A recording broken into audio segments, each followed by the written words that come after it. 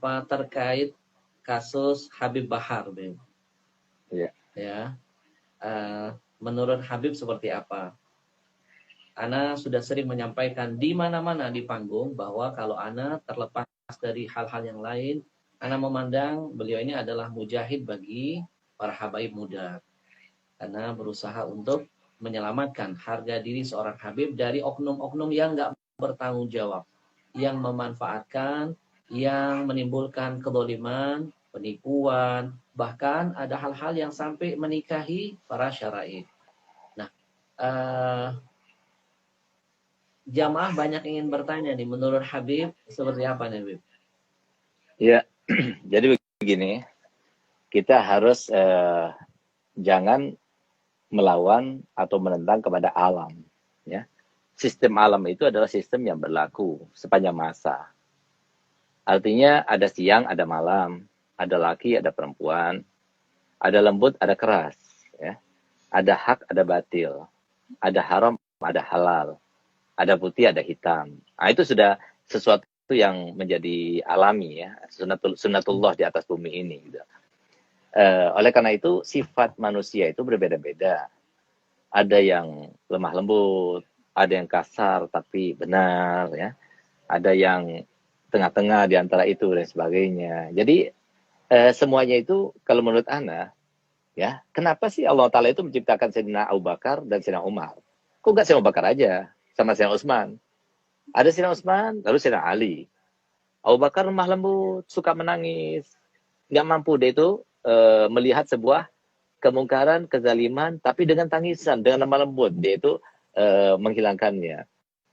Begitu meninggal, dia cuma 2 tahun sekian, diganti sama Sayyidina Umar, 10 tahun lebih. Keras orangnya. Nggak bisa melihat sebuah kebatilan. Anaknya sendiri pun dicambuknya. Karena dia itu telah dijerumuskan oleh sebagian temannya untuk meminum khamar dan sebagainya. Cambuknya. Gitu. Nah, artinya apa? Kenapa kok harus ada Sayyidina Umar? Kok nggak Sayyidina Abu Bakar aja yang lembut? Lalu kemudian datanglah Sayyidina Utsman yang sangat lembut, ya, sama seperti Abu Bakar, lemah lembut, penuh kasih sayang dan sebagainya. Begitu dia meninggal, diganti Sayyidina Ali yang keras orangnya. Nggak bisa melihat sebuah kemungkaran. Maka suatu kemungkaran sama seperti Sayyidina Umar. Maka diterjangnya. Nggak pernah takut pada orang. Bahkan lihat bagaimana Sayyidina Amr bin Abdul Wud, musuh Islam yang paling utama. Yang pernah membunuh 1.000 orang. Ketika dia itu, Nabi SAW membuat hondak, parit di kota Madinah. Itu sudah diperkirakan, ya, oleh Salman Farisi tidak bisa dilampaui oleh kuda sekalipun gitu. Nah, jadi sudah diperkirakan. Subhanallah, ini si Amr bin Abdullah itu bisa melampauinya. Dari saking hebatnya, padahal umurnya itu di atas 70 pada waktu itu. Sudah pernah membunuh 1.000 orang lebih. Jadi terkenal, jadi preman, ganas, sadis dan sebagainya gitu. Sehingga ketika dia itu sudah melewati dan kudanya ke bagian atau tempat Nabi SAW dan sahabatnya berkumpul, maka di saat itulah dia menantang duel. Maka kemudian Nabi SAW mengatakan kepada sahabat-sahabatnya, siapa di antara kalian yang mau memenuhi tantangannya? Semuanya diam. Semua tertunduk. Nggak ada yang berani mengangkat kepala. Kenapa? Saya tahu semuanya. Siapa Amr bin Abdul Wud. Tapi lihat bagaimana Sayyidina Ali bin Abi Thalib saat itu juga spontan dia mengatakan, gal ana ya Rasulullah. Padahal umurnya masih 21. Masih muda. Apa kata Nabi Muhammad? Khalli Ali. Innahu la Amr bin Abdul Wud. Dia itu adalah Amr bin Abdul Wud. Kamu diam dulu. Ditawarkan lagi untuk kedua kalinya. Juga seperti itu menundukkan kepala para sahabat. Sayyidina Ali mengatakan, gal ana ya Rasulullah. Aku ya Rasul. Gal. Innahu Amr bin Abdul Wud ya Ali. Sampai ketiga kalinya nggak ada yang berani. Akhirnya saya Ali. Ketika dia mengatakan, gal ana ya Rasulullah. Dipanggil oleh Nabi SAW. Dikasihkan imamahnya Nabi SAW dipakaikan. Lalu berikan pedangnya Nabi kepadanya. Yaitu yang terkenal dengan pedang Zulfikar itu. Sehingga lihat bagaimana Sayyidina Ali itu ketika berduel dengannya. Dia katakan, kamu ini adalah seseorang yang terkenal. Kalau gitu aku akan berikan pilihan 3. Apa itu pilihanmu? Yang pertama, kamu pulang aja. Jangan usah kamu melawan kami. Nah, apa kata dia? Saya ini datang ke sini untuk menjaga harga diri. Saya datang ke sini untuk membantu golongan kami dan sebagainya. Saya tidak mau. Ada pilihan lain? Pilihan lain, katanya dia. Masuk ke agama Islam. Masuk agama Islam, aku akan peluk kamu. Dan kamu akan bersama kami. Aku tidak ada dalam pilihanku, dalam hatiku tidak ada yang semacam itu. Kalau begitu, ada pilihan yang terakhir. Apa itu? Ayo kita berduel. Maka dia kaget, marah dia. Ini anak kecil, anak muda, dia itu berani menantangnya. Sehingga dia tanya, siapa kamu? Maka dijawab dengan sihirnya yang terkenal. Ana alladhi sammatni ummi Haidara. Akulah yang dinamakan oleh ibuku sebagai Haidara. Haidara itu adalah macan, singa gitu. Jadi nggak ada takutnya ini beliau. Sampai akhirnya beliau berduel. Pada waktu itu hampir 1 jam lamanya berduel. Dan kaum muslimin tidak tahu apa yang terjadi. Apakah Sayyidina Ali ini termasuk yang dibunuh atau enggak. Mereka itu hanya termangu, terkesima. Kenapa? Karena mereka nggak kelihatan. Debu itu berterbangan.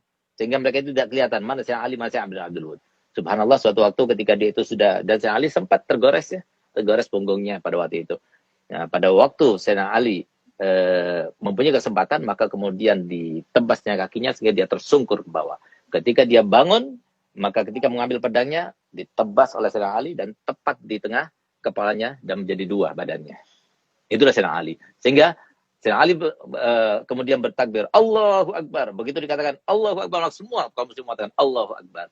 Dan subhanallah, begitu debu itu sudah mulai ke bawah dan mulai tampak penglihatan pandangan, ternyata Sayyidina Ali yang memegang kepalanya si Amr bin Abdul pada Nabi Muhammad SAW.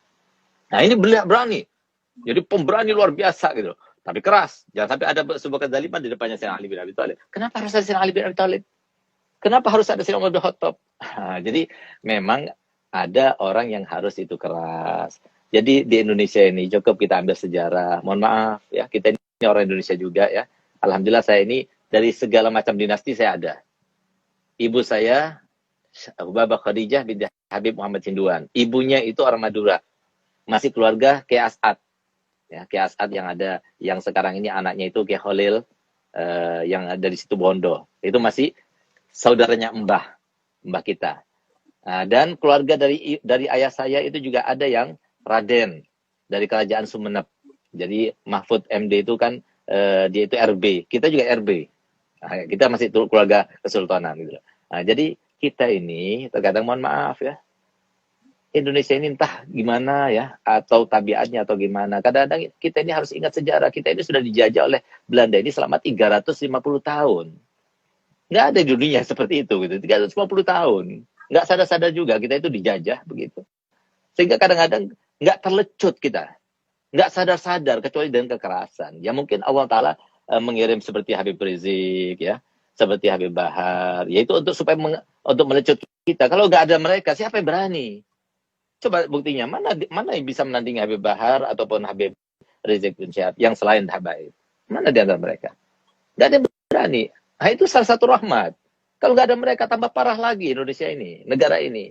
Jadi alhamdulillah ada yang seperti itu. Walaupun kita sendiri ya, walaupun Habib Bahar itu ada murid kami ya, dan bahkan sempat saya waktu dia keluar, telepon saya pada sore harinya, dan dia bilang, Beb, saya ini sekarang disambut ratusan ribu orang yang menyambut saya. Ya sebetulnya bukan dia yang memerintahkan mereka untuk menyambut ya, wallahualam, tapi mereka karena cinta kasihnya mereka kepada Habib Bahar, sehingga mereka itu banyak berkumpul ribuan orang, bahkan puluhan ribu orang pada waktu itu.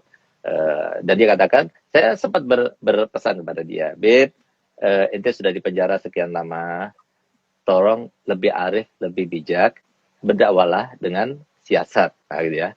Nah, tapi nggak bisa dipaksakan Habib Ahmad. Ana sama antum mungkin sama ya. Dakwanya caranya lemah lembut gitu. Ada orang yang nggak bisa. Dia tuh nggak tahan. Melihat sebuah kemungkaran itu tidak tahan. Melihat sebuah kezaliman itu tidak tahan. Dan insya Allah yang lemah lembut pun di antara ulama juga seperti itu. Cuma caranya beda. Kita merangkul. Tapi ada yang memukul. Gitu. Kalau nggak ada yang memukul, semua merangkul, kita jadi babu terus. Jadi artinya perjuangan orang ulama yang keras ini, yang dikatakan Nabi SAW, afdul jihad kalimatu haqqin urida biha batil. Jadi sebaik-baik itu adalah sebuah kalimat yang benar yang diutarakan di depan raja yang zalim. Gitu ya. Nah, jadi seperti itu. Kalau nggak ada yang seperti itu, maka akhirnya kita dosa semuanya. Karena kan amar ma'ruf nahi munkar itu kan harus dilaksanakan. Yang punya tangan dengan tangannya, yang punya lisan dengan lisannya, yang punya harta dengan hartanya, yang nggak bisa ya udah dengan hatinya gitu loh. Jadi artinya untung masih ada seperti mereka-mereka ini yang berani untuk menampakkan sebuah kebenaran. Kalau tidak kita dosa semuanya gitu loh. Artinya perjuangan mereka itu lebih banyak berkorban ketimbang kita, Beb Ahmad. Nah, kita ini melemah lembut. Kita ini kan diterima oleh semua kalangan karena kita lemah lembut. Tapi orang seperti dia dimusuhi banyak orang. Nah, mungkin kita nggak dimusuhi gitu. Jadi lebih berat seperti beliau. Jadi memang fenomena yang semacam ini harus ada di dunia ini ya. Jadi harus ada. Oleh karenanya di dalam pendidikan itu nggak boleh dengan cara lembut. Salah itu dengan cara lembut. Harus ada kekerasan juga. Karena Pak setan itu satu-satunya takutnya itu dengan kekerasan. Lalu kalau seumpama yang semacam itu tidak dibenarkan, ya, dengan mengatakan itu hak asasi manusia sebagai, loh kenapa di penjara itu harus ada kekerasan? Kenapa harus ada, ketika investigasi itu harus ada kekerasan? Kalau memang tidak boleh. Nah, ini kan juga untuk membenarkan, untuk meluruskan, untuk menjadikan orang itu baik kembali, pembinaan katanya di penjara pembinaan. Nah, ini kan juga pembinaan anak kita. Harusnya seperti itu dong. Jangan cuma ambil satu-satunya. Nah, kita ini kadang-kadang kalau nggak ada orang yang berani, kita ini nggak tampak, nggak kelihatan. Gitu. Jadi jazakallah khair, Habib Rizik, ya, Habib Bahar, semoga Allah panjangkan umurnya mereka berdua, ya. Dan kita harus menyikapi segala hal itu, ya. Jangan cuma dengan hawa nafsu, jangan. Nah, tapi kita sebagai Habib kita sudah sadar. Karena apa? Sebagaimana katakan Habib Abdullah bin Umar bin Yahya, al-habaib fi kulli waqt mabghut wa mahbub. Jadi kita ini harus siap. Di setiap saat itu ada yang benci sama kita, ada juga yang cinta kepada kita. Jadi kita nggak ada tuntutan. Tuntutan kita cuma satu, Allah ridho, Rasulullah bangga dan senang dengan cucunya. Masya Allah Habib. Baik teman-teman, kalau boleh menyimpulkan nasihat yang luar biasa dari Habib kita, bahwa ada saatnya kita memang boleh lembut, ada saatnya kita memang boleh keras. Kita butuh sosok yang lembut, kita juga membutuhkan sosok yang tegas, tapi dalam kebenaran. Ya, ibarat menanam pohon ya, Beb. Nggak semua pohon itu hanya perlu pupuk. Kadang-kadang perlu penyemprot hama, Beb. Ada pohon karena tanahnya subur, cukup ditanam, nggak usah dipupukin, dia bisa berbuah. Masih juga nggak mempan, harus pakai pembasmi hama. Nah, apalagi sekarang ini di Indonesia udah banyak hama-hamanya, Beb. Jadi memang harus ada pembasmi yang bisa mengusir segala bentuk keburukan, kemaksiatan dan lain sebagainya. Maka saya pribadi sependapat dengan Habib bahwa memang kita membutuhkan orang-orang yang seperti ini di saat zaman ini sudah luar biasa. Bukan lagi bicara soal benar salah. Yang benar bisa jadi salah, yang salah bisa jadi benar, yang benar bisa jadi salah. Jadi kalau boleh mengutip teman-teman sekalian, nanti teman-teman buka surah An-Nahl ayat 125. Ud'u ila sabili rabbika bil hikmah wal mau'izatil hasanah. Hikmah di sini bukan hanya lembut, inti keras, perang pun hikmah. Seperti tadi yang disampaikan Habib. Bagaimana Imam Ali memberikan 3 pilihan. Mengajak orang kepada Tuhannya dengan hikmah.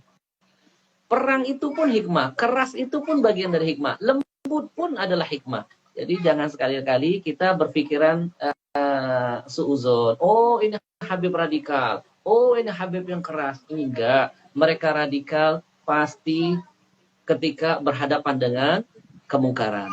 Maka mungkin kemarin teman-teman lihat kasus Habib Umar Asgab, bagaimana beliau dizolimi, dipukulin. Subhanallah, teman-teman bisa lihat bagaimana beliau memaafkan, beliau minta maaf, bahkan dikasih hadiah. Nah, inilah akhlak para habaib. Kami diajarkan datuk-datuk kami seperti ini. Ketika berhubungan dengan masalah pribadi, kami akan siap memaafkan. Bahkan kami memberikan hadiah yang terbaik bagi orang yang sudah menzalimi. Tapi kami pun punya prinsip yang diajarkan datuk kami ketika berhubungan dengan Allah, berhubungan dengan Rasulullah, berhubungan dengan agama, maka tidak ada kata tawar-menawar bagi kami. Mungkin itu yang sekarang ini sedang diperjuangkan oleh para habaib-habib kita. Kita mendukung, karena sekarang ini Habib al-junun funun. Nanti ada buku, Bib, mohon doanya. Ana lagi coba coret-coret, judul bukunya namanya Setan Medsos.